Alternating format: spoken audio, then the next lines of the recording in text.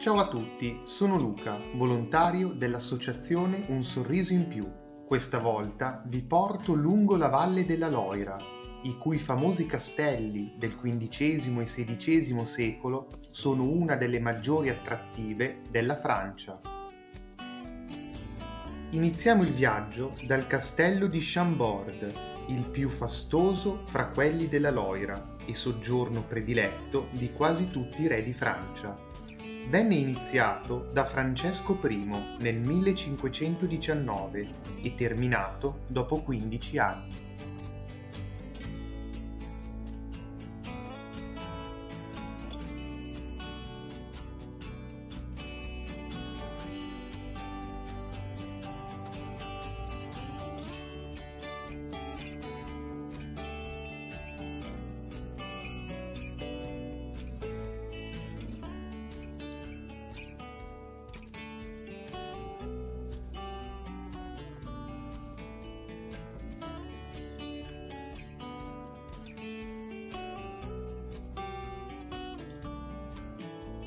Il tour continua a Blois, cittadina nella valle della Loira, disposta ad anfiteatro sulla riva destra del fiume. Famoso è il suo castello, costituito da un insieme di edifici di varie epoche.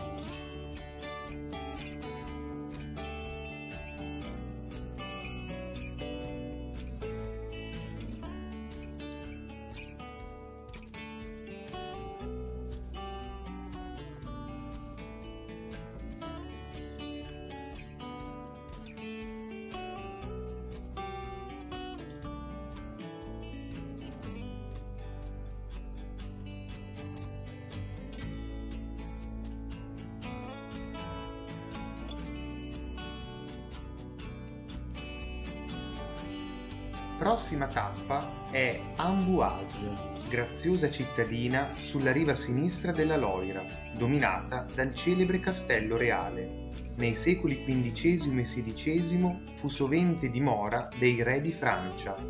Nel 1519, dopo 3 anni di permanenza, vi moriva Leonardo da Vinci.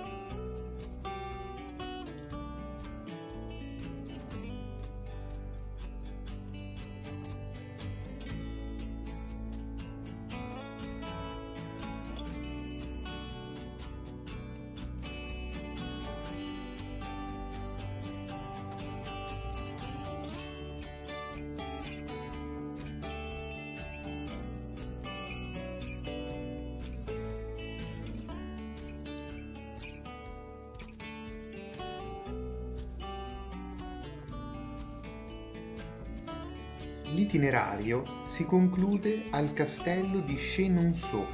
Lo splendido castello, uno dei primi del Rinascimento, sorge direttamente sul fiume Cher, affluente della Loira, ed è circondato da un ampio parco.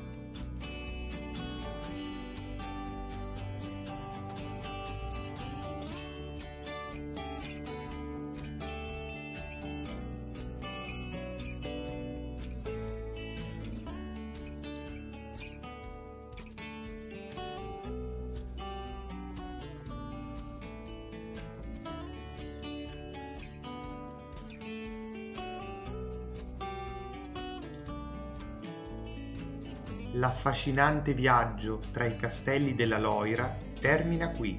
Un saluto da Luca e al prossimo viaggio!